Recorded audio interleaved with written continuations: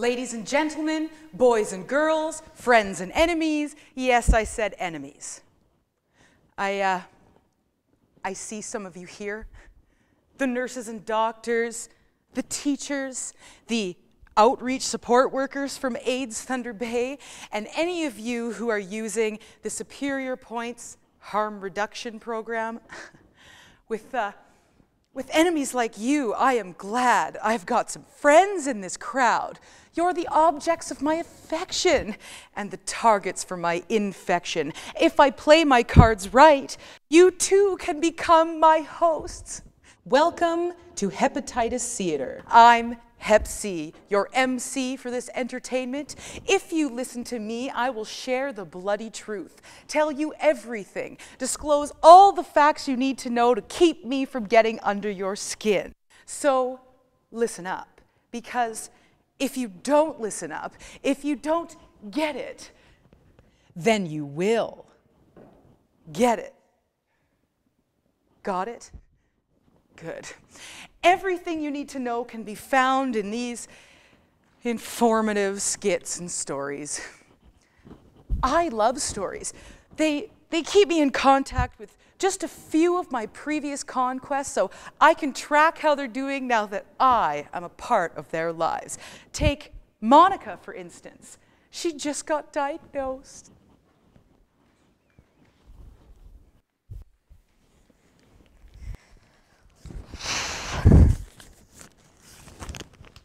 Yo, man! My bodacious harmonica. It's been too long since I've seen your beauty of a smile. And it's still too long. Why so down, Charlie Brown? My feet are cold. Yeah, February will do that to you. Plus, I got some news from my doctor today, and it was kind of a downer. Tell my bell. Seriously, something you want to talk about? Maybe you can help me figure out how I got it. Got what? What I got? Which is? Hepatitis C. Shh. Don't tell anyone. I don't want to end up on Twitter for something like this. Your wish is my command. So, hepatitis C, eh? Hepa C. Crap. Do you know how you got it? I don't know, man. How long have you had it? I have no idea. I swear. Well, that's not exactly true. I've got too many ideas, and that's the problem. My doctor gave me this information. It lists all the different ways you can get the virus. You know, hepatitis C, and a lot of them sound familiar, like maybe you haven't noticed, but I've been using a lot more since the last time you saw me. You mean smoking? Well, yeah, one time, but the pipe got so hot, it burnt my lips, and I didn't like that. Well, it says here there's some risk in that. What else? What about snorting? This one time, I laughed so hard, chocolate milk came right out my nose. What was so funny? I don't remember. I don't know, but I mean, like, have you ever taken a rip and then shared a straw with someone else? I don't think so, no. Well, it says here there's some risk in that too. It's not the highest risk, though. So, what's this about, Monica? Remind me again, what's high risk for getting, hepatitis C? Well, there's dirty tattooing, home tattooing, unsterile stuff, sharing needles, ink pots, stuff like that. I don't have any tattoos. Piercings? You been cut? No. Not your scene, eh? Well, that leaves the other biggie. Sharing needles and other gear. You still using? I mean, are you still on the rigs? It's a really high-risk way of catching Hep C. Well, yeah, but I never share needles, never, ever. Well, except those few times with those guys, but they were really cool, and I did a lot of stuff with those guys. That reminds me, I should call them. I just wish I could remember their names. Was one of them Mike? No. Justin? No. Steve? Get serious. Kyle. Ew! Probably doesn't matter if you don't remember their names. Besides, Hep C isn't really considered a sexually transmitted virus. Unless there's blood involved, it's just a low risk. Was there any rough sex? Bleeding? If you don't remember their names, how do you even know if they had it in the first place? What about the rest of your stuff? What do you mean? Well, have you ever shared needles with anyone? No. Washes? No. Wipes? No. Ties? No. Filters? No. Have you ever shared a spoon with someone? No. Well, yeah, I've done that before. Is that a problem? Well, we can't be sure, but I'm guessing that's how you got it. You know, you've always been a good person, Harmonica, but it sounds like you've been sharing too much. I don't know if you're ever going to know from who or when or how you got this. Well, I didn't know. Well, now you do. Listen, if you want to keep using drugs and you want to feel better, then don't share a bloody thing with anyone else. At least that'll keep all of you safe. Poor Monica. She's feeling so alone. Even though she's got me with her 24/7, she just doesn't know me very well yet. She's learned some of the risky behaviors that let me into people's lives by checking out the Blood2Blood website. But unfortunately for her, she got her facts straight after she was diagnosed and not before. In fact, hepatitis C is a virus that is only spread through blood-to-blood contact with an infected person. So, unfortunately for me, you can't get it from hugging, kissing, sneezing, or toilet seats. But sharing needles is high risk. Now, Monica learned enough not to do that, but she was not as careful with the rest of her drug gear. Sharing spoons, washes, wipes, even ties is risky behavior. There can be traces of blood on them that can spread me. And I'm patient. I can live outside the human body for up to 2 weeks before I infect someone new. So if you're going to use, the best way to avoid me is not to share a bloody thing. Get your own gear and keep it to yourself. Now, fortunately, there are other ways for me to get around.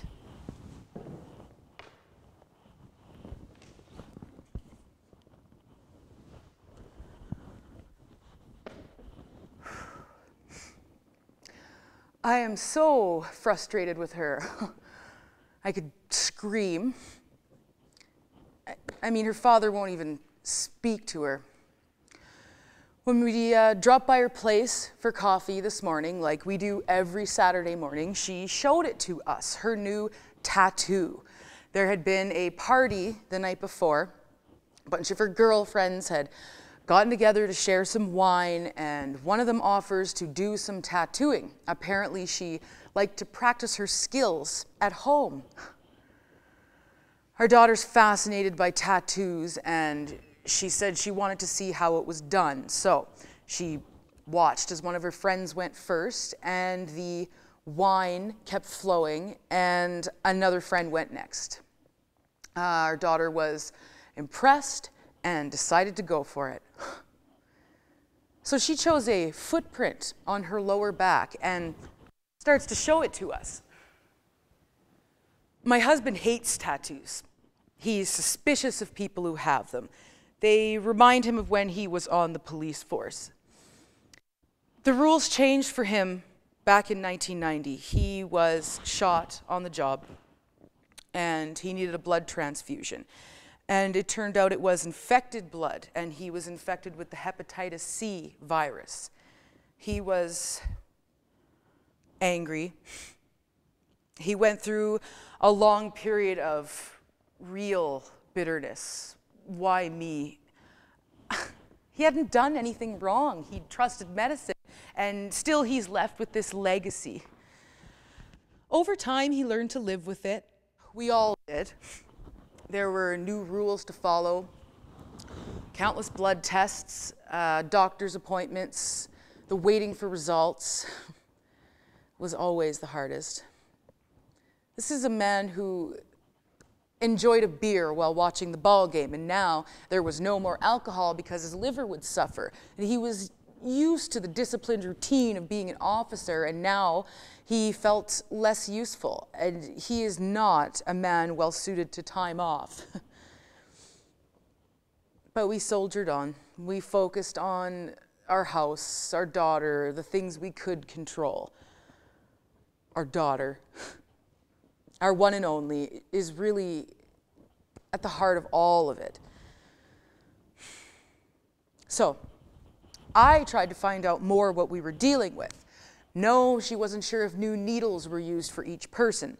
No, she hadn't been paying attention to the sharing of ink or ink pots. No, she didn't know why she hadn't gone to a licensed establishment to get a tattoo.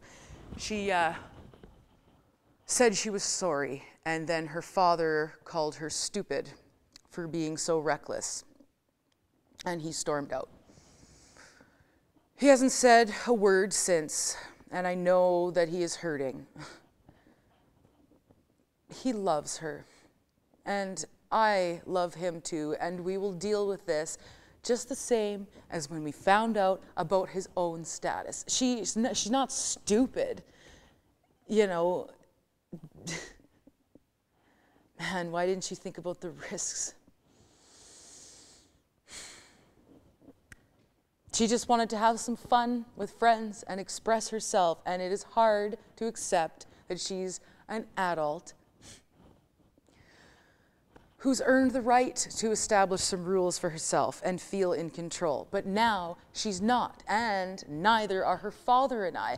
I mean, she has to wait through the weekend before she can contact her doctor to see about the process of getting tested. I mean, she has made a mistake in judgment, and there's already been repercussions. So she's not our little baby girl anymore. So, I mean, now we have to wait again and see what's going to happen next. She is not our baby girl anymore.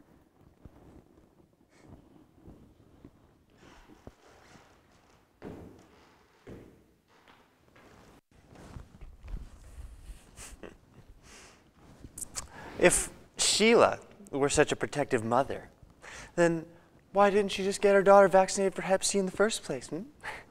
That's right. There is no vaccine. There's a vaccine for hepatitis A and B, but not for C. I wonder how daughter Jessica is feeling about all this family turmoil.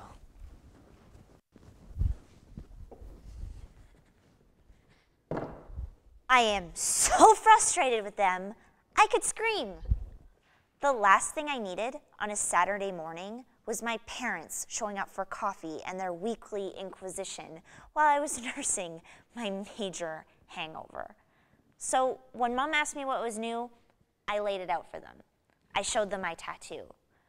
I like the idea of a footprint on my back. It doesn't mean that anyone's walking over me. It means that I'm taking steps to live my own life. My dad went ballistic. No surprise there. He's always been kind of irrational about tattoos, period. I could tell my mom was afraid he was really gonna blow up, but I was almost hoping that he would. Getting inked wasn't a big deal. It's been something that I've been thinking about for a long time, and when the opportunity presented itself, I figured, no time like the present. Mom starts firing all these questions at me. Yes, I suppose I should have made sure that brand new needles and ink were being used on me, but my friends are cool. They don't have Hep C, right? I'm practically positive about that. And yes, I'll call them and tell them I'm getting tested by my doctor for Hep C, but I mean, my mom was being such an alarmist. She actually wanted to take me to the Emerge right away to get me checked out. And my father calling me stupid, that was so out of line. Yes, I got a home tattoo, and maybe it wouldn't have been something I would have done if I had been sober and thought about it. But even if I do turn out to be positive for Hep C, it's up to me to deal with it, not them.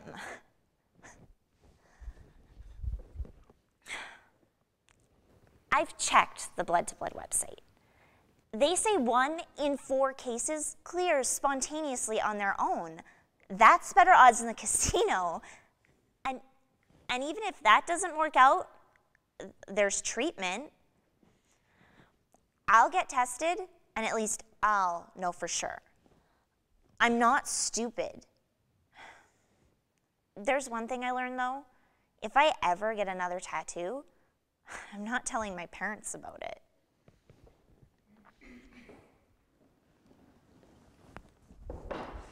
By now you've maybe figured that by staying away from needles, whether that means shooting up or getting tattoos, that you'll be able to avoid me. But blood-to-blood contact can take other forms. I just love that attention to personal hygiene and grooming can also put you at risk.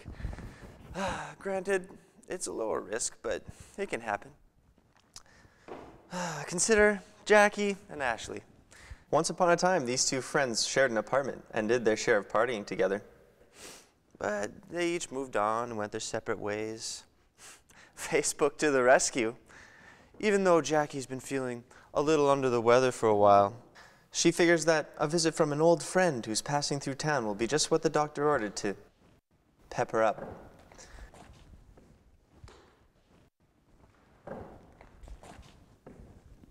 Jackie? Hey, it's so great to see you after all this time. How long's it been, man? A few years anyway. You look like you haven't changed a bit. Thank you, but I have changed quite a lot. Have you been following my Facebook profile? I've been loving all the photos of you and Andy. I can't wait to hear all about him. But I can't believe you're climbing your way up the corporate ladder. I mean, what happened to that rabble-rouser who used to cut business admin because she had closed the pub the night before? I don't know. I guess I'm starting to get myself together a bit. You know, mature, responsible, all that crap we used to try to avoid back in the glory days. Well, that's good for you, Ash. Listen, why don't you unpack, rest a bit, and I'll throw something together for dinner, and then we can really start to catch up. You are a goddess. A shower would be great. Oh, crap. You're not going to believe this. I left my toiletry bag at home. That takes me back. How many times have you had to use my toothbrush because you had left yours somewhere else on your travels? Okay, I guess I haven't changed as much as I'd like to think. Would you mind, Jackie? Can I borrow some of your stuff? I just want to have a shower, shave my legs, brush my teeth. Make yourself at home. We used to share everything back in the glory days. This will just be like having one of our old sleepovers. Take whatever you need and bring the nail clippers out when you're done. We can do mani-pedis after dinner.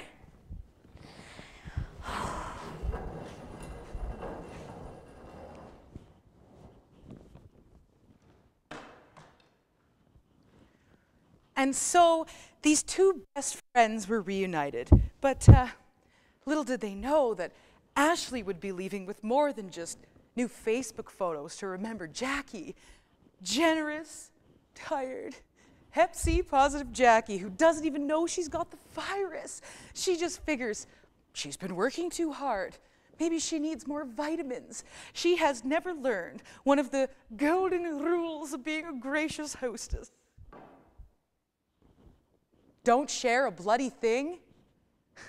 So even though you may have wanted these two sweet girls to live happily ever after once they went their separate ways, I am proud to report that I've taken their Facebook photos viral in a way they never expected. Sometimes it's the little everyday things like sharing a toothbrush or clipping a friend's fingernails that make it all worthwhile for me. I mean, it's pretty impressive, isn't it? The ways I can get around. There is nothing I like better than to leave one of my new converts wondering how they ever hooked up with me. Once they do find out, they may want to get treatment because there are treatments available. Consider Malcolm here. He's in the middle of treatment now.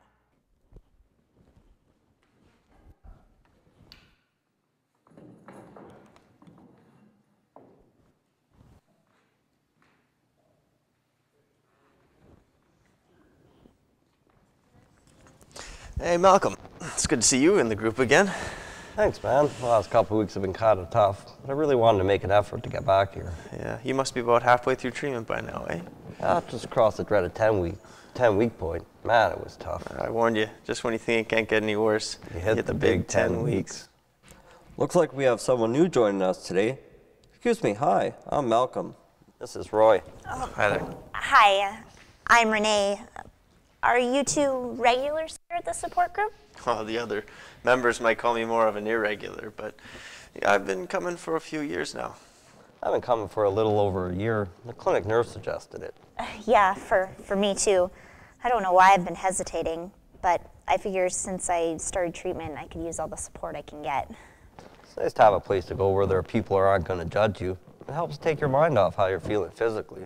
Speaking of which, how have you been feeling physically, Renee? Well, I only started my first treatment shot yesterday, so I haven't had any chills, and the headache I had last night didn't turn into a migraine, so it's way better than I expected. You have an appetite? Breakfast tasted good. I hope that keeps up. The first time I went through treatment, even the thought of food started to make my stomach turn. I must have lost 60 pounds. I was so chilled that first day, I was shivering. It didn't matter how many blankets you piled on top of me. My body went into some kind of shock. The drugs are strong. You said the first time you went through treatment? That's right. I've been through treatment 3 times. The second time was a little easier. I think my body had a better idea of what to expect. And then the third time was even easier. Whatever problems I was having didn't stop me much at all. You've been through treatment 3 times. I haven't cleared the virus yet. The World Health Organization says there's a cure with the right treatment. I guess I'm the exception that makes the rule. But I mean, you have friends who've gotten through, and I know they're constantly working on research for new treatments, and so even though it's been 3 times, I'm still hopeful. Roy's kind of my hero. Whenever I start to feel sorry for myself, I just have to think of him and I can't help but feel better. Thanks, man. Anyway, that's my story. I'm sticking to it. We're stuck with it. Just depends on how you look at it.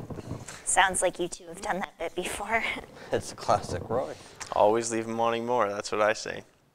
Speaking of which, my niece comes up with a real gem this weekend. She's over at my place and she sidles up next to me and she says, "Uncle Roy, you have hepatitis C, don't you?" And I look over at her mother because I don't want to say anything that's too over her head or anything, but her mother just smiles and shrugs. So I say, "Yes, darling, I have hepatitis C." And she goes, "Well, can you catch it from a toilet seat?" I'm just glad the conversation's not getting too serious here. So I say, "No, dear, you can't get it from a toilet seat." And she goes, "Well, that's a relief, because I really got to pee." And then she runs off, eh? Not bad for a 6-year-old. It's never too early to start explaining the disease to your kids, I always say. After all, Hep C is something we have. It's not who we are. Cheers.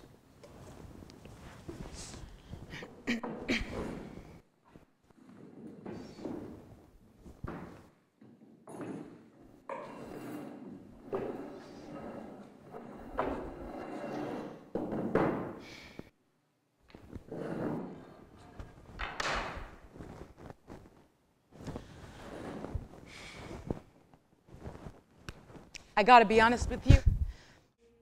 Making my mark in Thunder Bay, it's not as easy as it used to be. If people take the time to get informed, there are ways to avoid me. There's the website with the latest and up-to-date information. They can use needle exchange programs like Superior Points. They can get their own drug gear and not share it with anyone. And they can just waltz into AIDS Thunder Bay and get that drug gear for free. They can go to reputable tattoo parlors and check them out carefully before getting inked. There are new treatments being developed. But this is a region that's still ripe for exploration by a tenacious little devil like me. Thunder Bay's got the highest community-based Hep C infection rate in the province, with an estimated 2,600 people infected, and that's just so far. I mean, I travel to remote communities everywhere and set up shop all the time. There's still no vaccine. I remain potent for a long time outside the human body, and people can live with me in their systems for years without even knowing it. In fact, the only way to know for sure that I haven't made a blood-to-blood connection with you is to get yourself tested. If my enemies have their way, you'll remember the information that I've shared with you today and pass it along to others, especially your kids. Just don't be surprised if you come across me at some gathering somewhere, though. I will be waiting, and I've got my eye on you.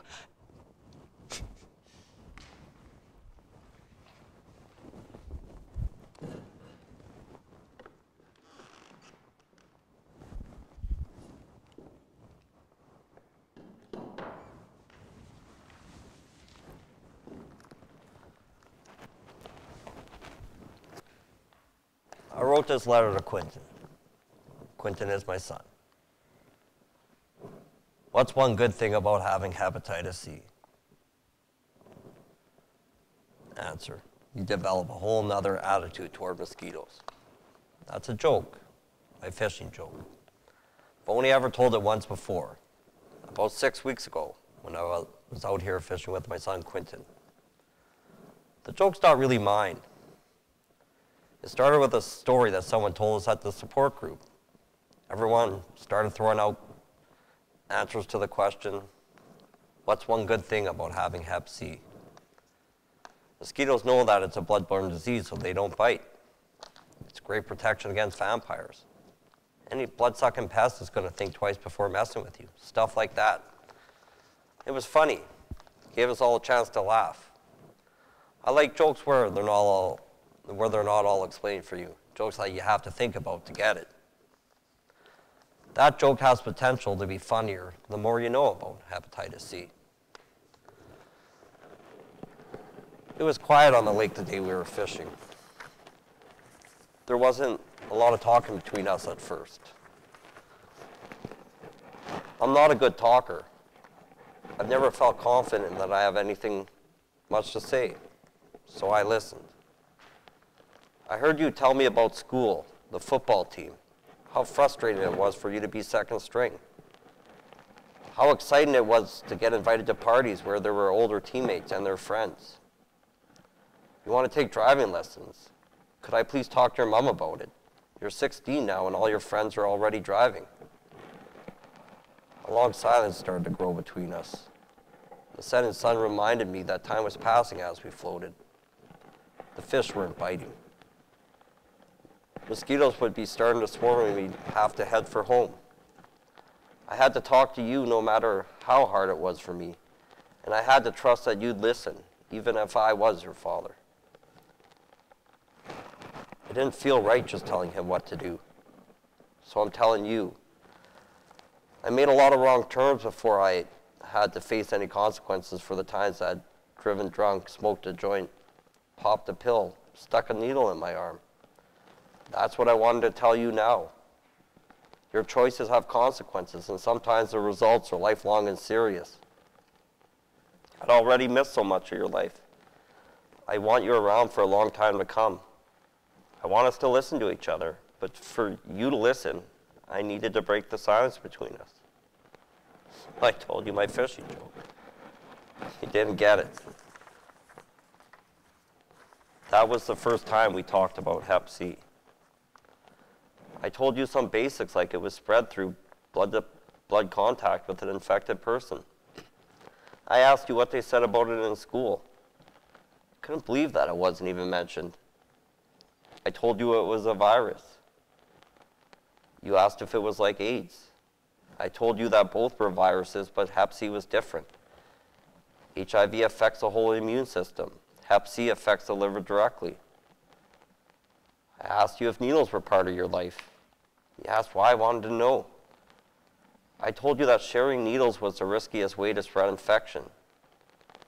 You looked at me, then at the track marks on my arm, then stared at the water. And you said that you didn't do drugs the way I had. I felt shame start to wash over me, but I sucked it up and kept talking. I told you that it was important that you knew to keep yourself safe. I'm not naive.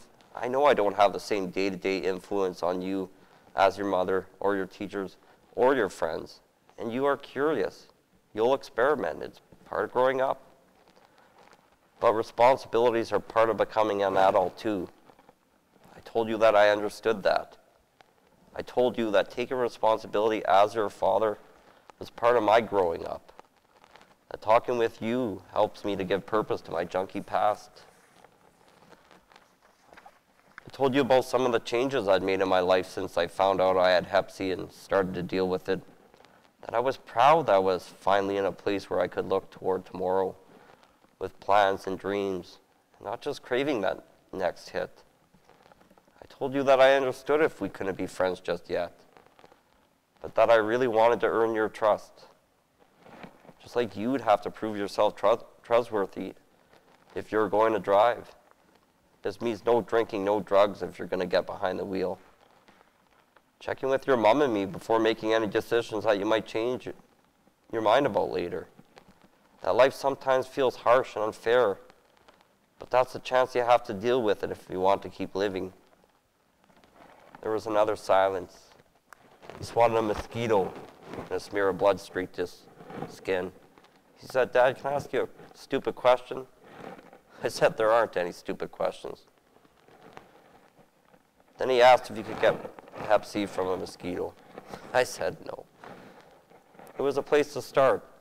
The fish still weren't biting that afternoon, but it was time well spent. I might have just hooked my son. And if I can keep even one person from catching hepatitis C by talking about my experiences with it, then it's well worth my stepping up.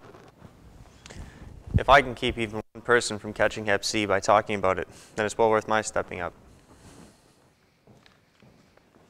If I can keep one person from catching Hep C by talking about it, then it's well worth my stepping up. If I can keep one person from catching Hep C just by talking about it, then it's well worth my stepping up.